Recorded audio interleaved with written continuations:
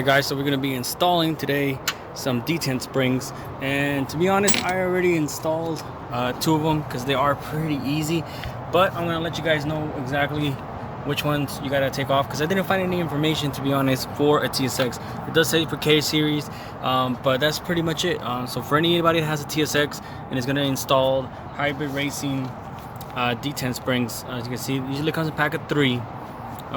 Here is one of them, and here is one of the OEM ones. You guys can see the difference. A little bit taller, and it's supposed to improve the stiffness on your shift by 80%. I think I roughly read what it said on the hybrid racing website. Don't quote me on that, I'm not 100% sure. But by the butt dyno, as I call it, and many other people call it, or the hand dyno in this case, my cousin, shout out to my cousin again for giving me these, or this little hybrid racing set. Primo Jesse, you're the man. He put them on his EP3, and drastically the feel of the shifter was 100 times better, and that's kind of what pushed me into installing these, to be honest, and to have it all like that for track day. Even daily driving, I do highly recommend these. These are amazing. But yeah, this is a 12 millimeter, this is another 12 millimeter, and this is another 12 millimeter right here, which I'm actually cleaning up because it's pretty dirty. I think before that track event I might just spray this whole thing with degreaser and get it cleaned up because it is pretty gunky. It's kind of messy to work on, to be honest. But for the most part, for now, just to get these installed, I'm gonna get that going. Usually you just take this off and they have a little washer, which I don't think it's a crush washer, to be honest, but I didn't use it. I don't think it should be a problem, but if there is, then we'll know. To be honest, but it didn't seem like it was a crush washer. It seemed more like a plastic washer, but so I reused it. I think it should be fine. And I'm gonna do that last and third one since these 2 are already done. It's a pretty easy job. It probably shouldn't take any more than 20 minutes, just because you have to take off the air box. It is taking me a little bit longer because I am documenting this for everybody, so I hope this information helps everybody out. We're gonna get those going, and then I think we got the oil cap, and then we got another set of springs I think that goes in here, and I gotta figure out how we're gonna do this, so I can show you guys the process for that as well. So let's get this last one going, and we should be good to go on those detent springs. So when you guys remove it, this is pretty much what's in here. You guys have this part right here, the bolt, the spring. Oh my bad. The spring goes in here. This is the little washer. Like I said, I think it's more like a plastic or metal. Actually, it's metal, but it doesn't seem like a crush washer. It just seems like a washer. And then we're gonna install this detent spring, and there's a little ball. I don't know if you guys can see it right there, right in the middle. So basically this spring is gonna go in there, the ball stays in there, and then this, you put the washer in here and this goes down. It's pretty much, that's it. You just repeat that 3 times and it should be ready to go. The spring is now in. Cleaned up the washer. This is gonna go back in just like so. I'm gonna make sure it's seated on the spring itself and start rotating and get this tight. And mind you, these are not super tight, so don't go to rock on this or Hercules, or don't go Hercules untying these. Just snug, not snug, but you guys will feel it. Don't go too tight, and you guys should be good. All right, y'all, another exciting thing. This is nothing big, but I do like the fact that it's gonna look a lot sleeker on that. I'm gonna remove this guy. Boom. Get the new one in. Again, thanks to my cousin, the main man, the CEO, Jesse. Nice. This is probably the coolest thing. Get this guy in here now. Tight. Bring it down. And it says flush. Probably gonna have to pick up the hybrid racing as well, dipstick, to get everything going. Also like this added touch. A little custom. Like I said, I'm gonna have to get this probably cleaned up, detail it, pressure wash, all that good stuff. I'm going to be going over all the fluids before track day, but I'm going to save that for Thursday, because Thursday is when we get our brake fluid, the Motul RBF 660, I think. So we are going to do another brake flush as well if we have enough for the clutch. If not, I'm going to buy another one, and then after track day I'm going to do that. Because I heard it's good to bleed out the brake fluid after track day, so we're gonna probably get another bottle. But for now, I got those on. Got the oil cap on, and the other thing that we got, which I'm gonna show you guys. But there is a screw you guys can see right there, right there, that is part of the shift. Gear selector, which is an Allen, but I actually don't have them here. I actually have them at another location, so I can't do that today, but I'm going to do that tomorrow. So I'll come by real quick and get that handled. But this is what we're going to be installing tomorrow, so this video is going to go on to the next day, and then I'll show you guys how to install this, and that should be pretty much everything for our hybrid racing package that my cousin got me. So hopefully we can get this car ready to go, at least as much as possible. Again, shout out to my brother for doing the tires for me, and shout out to my cousin Jesse for the care package for the hybrid racing parts. So hopefully we can get all this sorted out and get the car as ready as possible for track day. So yeah, pretty excited for this week. We got a couple events coming up. Like I said, Race Wars and my first track day at Laguna Seca. Hopefully everything falls into place so we can get that going.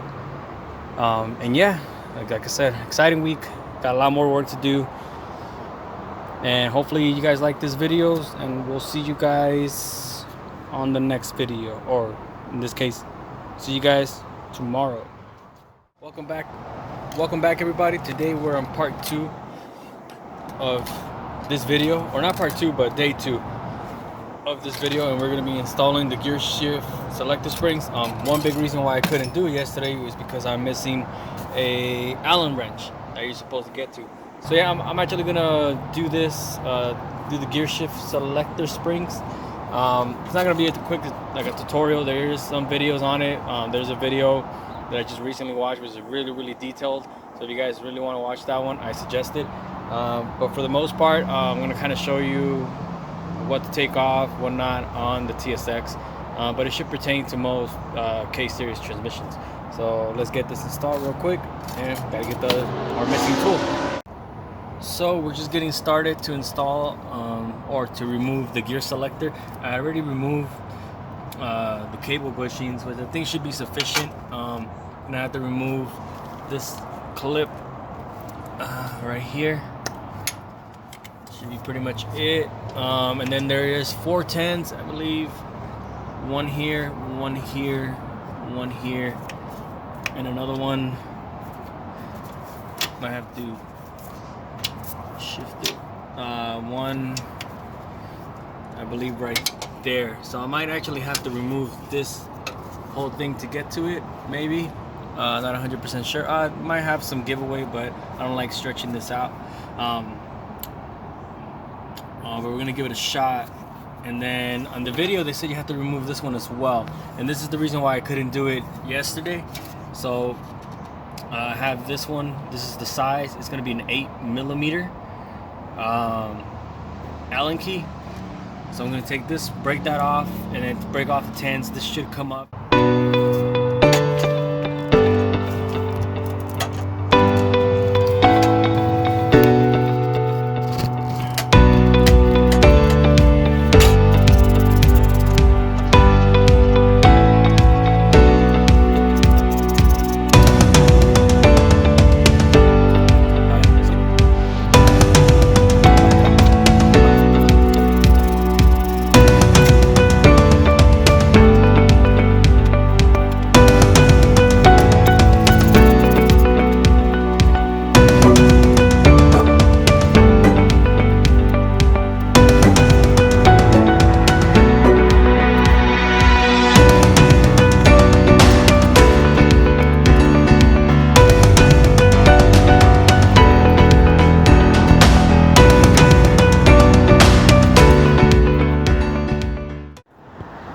So as you guys can see, we got it off. The springs that we're going to be replacing are these guys right here. Pretty much, like I said, it's the 410s that are right here, located right here. The other, don't forget the other Allen key. As you guys can see, I tried to pull it up and I couldn't. You do have to pry it a little bit just to break off this little RTV. Make sure when you put it back on, you do put a light dab of RTV or Honda Bond, in which I'm going to be using to seal it back up. So we're going to get this going. Alright, so we're going to be replacing these two right here. And what I'm going to do from the video that I saw, try to hold all of this to make the installation part easy. So I'm going to hold all this, hit this with my air gun or impact gun. No, nothing too special. This should be, I believe, a 14. So we're going to get that out, try to hold it like the guy in the video, because he actually worked pretty good. And then replace these two springs and then reinstall everything back together, and we should be good to go. So let's get that going.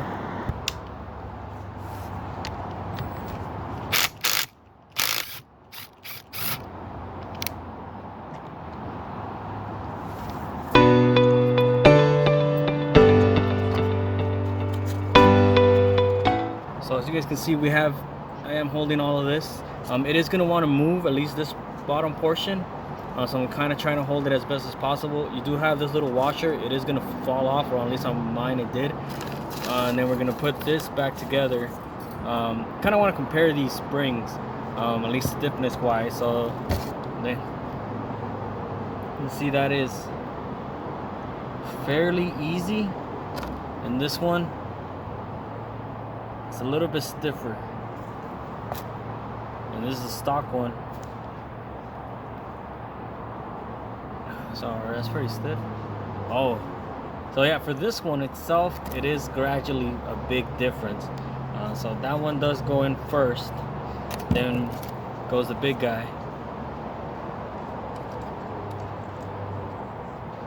and then should be able to install all this back together.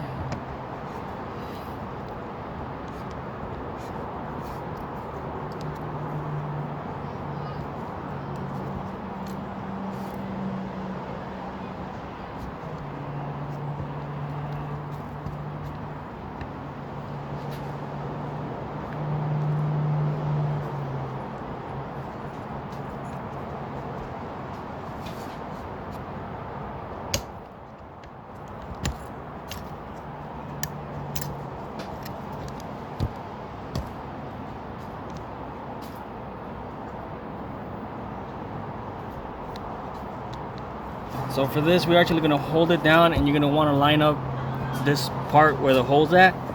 It's kind of hard to do it with one hand, but I'm going to give it a shot. I'm going to put the bolt with the washer back in. Try to line this up as best as possible while putting pressure down. Trying to get it as hand tight as possible so I don't strip this. Seems to be good. Hit it with the gun.